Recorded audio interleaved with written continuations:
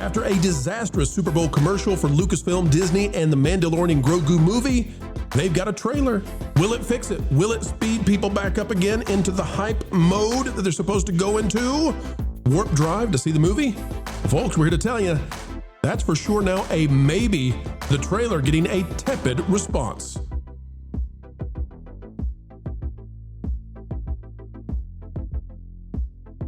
It is a beautiful day, folks, and thank you for coming our way as we continue to dive into the hallowed halls of Hollyweird, explaining entertainment and keeping you ahead of the culture curve. As we dive into the Mandalorian and Grogu trailer reaction, all we ask is that you give us some action by clicking the like button. Drop a comment down below, let us know your thoughts, and if you're not yet subscribed to the channel, we're working hard every day to earn it from you.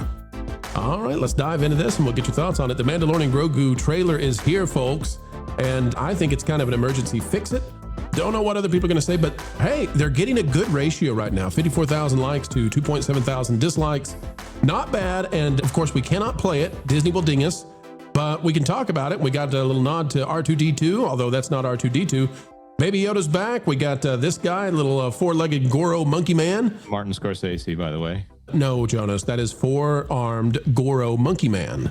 Come on. Well, no, Jon Favreau played that in Solo, which a lot of people didn't see. Now they've gotten Martin Scorsese to do one. The star That's right. of Shark Tale, yes. Scorsese, yes, does do a vocal cameo in the trailer. This guy gets worried because Pedro tells him he's going to go find him a hut like Jabba. Got a flamethrower. Got Grogu getting himself a little toy car thing he's going to ride in. Got all kinds of fun stuff. Grogu looks scared, and he's going to meditate. Maybe that's is this supposed to tell us that Luke's on the way, Lauren? Is that what we're supposed to get out of this, or is this a callback to Dagobah? Well, it is a callback to Dagobah. I don't think that it necessarily says that Luke's going to be involved, but there are a couple of interesting characters in there that could fill a Yoda-like role, possibly. I'm interested to see what they become. All right, Lauren, you've watched this trailer twice. You're smarter than every person on the panel combined when it comes to Star Wars. I'm going to shut up and let you take the helm. What are your thoughts on the Mandalorian Grogu trailer? You seem so happy. Well, I'm frustrated because I think it's better than the trailer that they publicly put out before. I think some of the effects look better than some of the stuff that we've seen before. It's still not enough. They're doing everything that they can not to comment on the plot of this movie. And there's good reasons why you may do that, and there's bad reasons why you may do that. And frankly, I don't trust them enough to say that it's the good reasons. So I don't think that this trailer moves the needle, at least not like it needs to. There were some things that I saw that I thought, okay, that looks good, that's interesting. But none of it's enough for me to say, yeah, I definitely want to see this in the theater. I feel like you guys do. So far, it just feels like the TV show, and it needs to be more than that. What did they need to do, Lauren? What did they need to do to make this be real razzle-dazzle? Got to go to the theater and see it. They need to tell us what the plot is instead of just giving us these short little scenes and some comedic bits. And it doesn't have to be a full plot reveal, but you got to give us something. We don't know what he's supposed to be doing after season 3. No, and it's very clear. There's a shadow council, and Moff Gideon was cloned, and he might be dead, but he's not dead. But the dark forces have gathered, and he's not the Mandalorian. And the girl, a Mandalorian, has the sword. It's all very clear. It's all very clear. I don't understand why there's any misunderstanding here. Yeah, Lauren, you're supposed to be the smartest among us about Star Wars. What are you talking about? It's all laid out perfectly. It's just not enough. And the funny thing to me is the first trailer that was released at Star Wars Celebration a couple years ago, they have not released. They have not released it publicly. It's the best of the trailers that's been put out. They should have just put that out. I am kind of excited to see that we've got these huts again. These are members of the Dasiligic clan, so they're related to Jabba. That's a nice tie-in. We know that that's probably going to be related to Rada the Hutt as well. You're right about the Shadow Council appearing, and obviously you've got some threats against the Mandalorian and Grogu from the Hutts. Fine. I don't know if it's enough for a movie. You know, that's my big sticking point here. I wanted this to be truly cinematic, and I don't feel they gave us truly cinematic. Well, we've only got one more trailer to go, right? Like, this is it. This is the big trailer. This is not the teaser anymore. We've got one more that they use to pump up the crowd right before the thing comes out. And then May 22nd, here we go. Yeah, but this was the one that really needed to start getting people excited. This is, as far as I'm concerned, this is the trailer that is the debut onto the big stage. It's the one that's supposed to let the public know, hey, we've got a movie coming, pay attention. And I suspect what this is going to give you is the audience is going to collectively shrug. Lauren, look at Pedro's face. This is the face of a man who wants you to come see his movie. He's angry. He's mad. By the way, the problem is that we see Pedro's face so much. Yeah, he's all over the trailer. Now, the mask has come off, literally, figuratively. No more Mandos wearing masks, apparently. Jin can just plot point. It's supposed to be. Yeah, it's supposed to be Vash, but I bet that they ripped the helmet off of him, and that's why he's so cranky pants. Mr. Cranky Pants. You see them rip the helmet off of him in the trailer. But can I just say, if your entire thing is that you never take your helmet off ever, and no one ever sees you without your helmet on, why is his facial hair so expertly sculpted? And how does he shave underneath that thing? It's really impressive. They've already shown that you can take the helmet off when you're not around other people. You guys are being a little pedantic here, but here's Stinky the Hut, by the way, Lauren. How would you shape your facial hair? Nobody's gonna see it. Lauren, we're gonna get Stinky the Hut versus Mando, though. That's Mando on the left, Stinky the Hut on the right. A very dangerous area.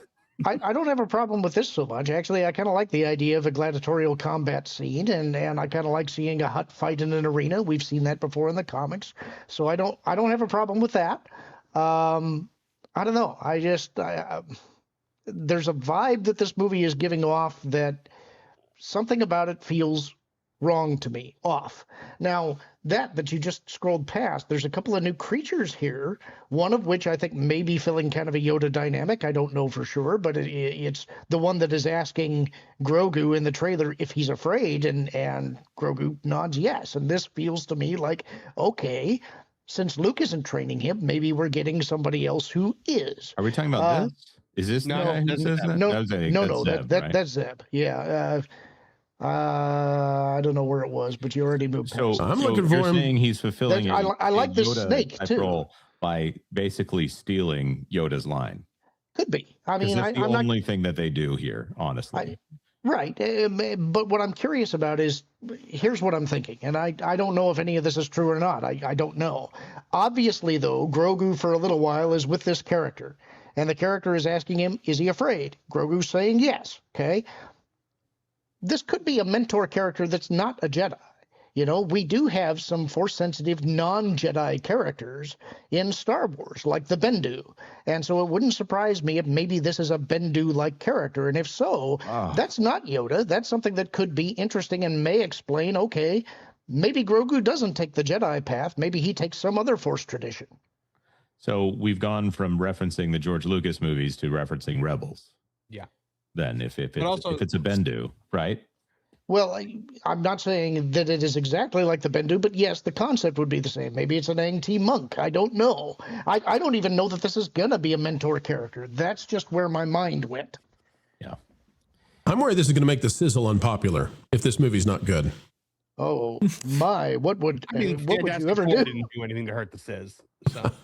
I find it very interesting that they show images of Mando with his helmet off in this trailer in order to, lead audiences down. Hey, look, you see that guy that's in every movie, or that guy that some people like, some people don't? Well, he's in this movie too. Hey, remember when you didn't want to go see him last summer, but now you do, right? Yeah, exactly. Bring him on in right here. But this is very striking to me to release a trailer, I think 9 days removed from the disastrous Super Bowl ad in which they had to, come out with a variety piece and explain exactly what they were intending and so forth. This is, I think, another example of bungled marketing, because you would usually space these things out. And I think they felt that they had to respond to what they didn't do on Super Bowl Sunday. My feeling is that it's not that they felt they needed to respond. I think they already had the trailer. I think they didn't want to pay the rate. I think the smart move would have been to have started the thing with that Budweiser thing and then lead into this trailer. I just don't think they wanted to pay for it. Well, it would have been smart to do maybe a split deal with maybe Coca-Cola and actually have Coke's logo at the end there. And that way you can say, okay, this is this exact tie-in right here. Or you could do what a lot of other media companies do, in which they say, "Hey, trailers online," that kind of thing. Right. They didn't do any of that. Or releasing this date. You know, it's like be prepared for the trailer on, I guess, the 17th. It's a really, yep. That's a really, really good point. By the way, Vash is not wrong about the low performance of the Super Bowl commercial. That was looked at by analysts and determined to be the lowest performing film ad for the entire Super Bowl. So that's not just Vash's opinion. It's not just our opinion. That's the analytical, objective takeaway from the Super Bowl. Go ahead, Marv. Do you think that this trailer was always meant to come out today? Or do you think they were like, wow, everyone really hated the Super Bowl trailer. Sentiment for this movie is in the Pichadu. So let's get a trailer together and get it out now. I don't know what good it does them to release it today, except to fix the Super Bowl. So if the Super Bowl had been well received, I don't know why they would want to release it today. I think it was always intended to come out today, but that was because I heard rumors beforehand that they were going to be doing something about a week after the Super Bowl ad. So I was kind of prepped for this. If there was a countdown, I'd agree with that. If they had said, real trailer releases in blah, blah, blah days, and it started counting down. Yeah, that's why I think that it was a totally botched marketing rollout. It's like that they didn't understand what the reaction to that Super Bowl spot was going to be. To me, just screams malfeasance.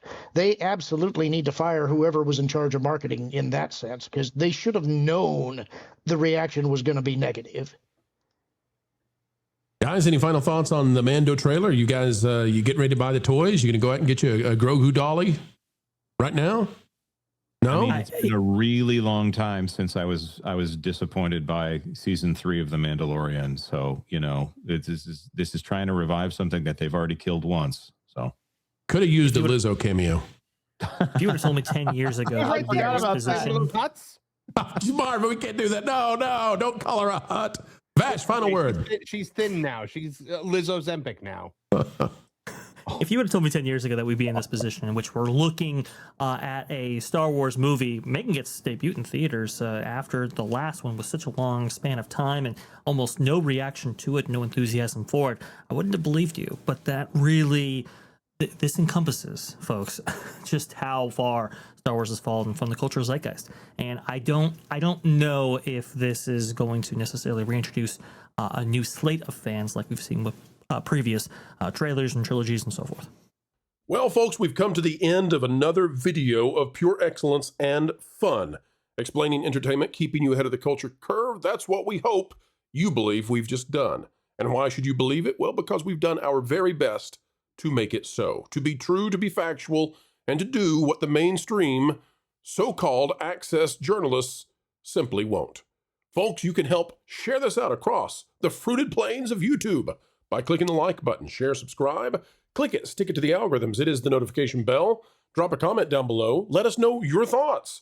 And folks, as we get ready to say sayonara for now, we ask that you keep learning, keep growing, and wherever you are and whatever you're doing, keep having fun.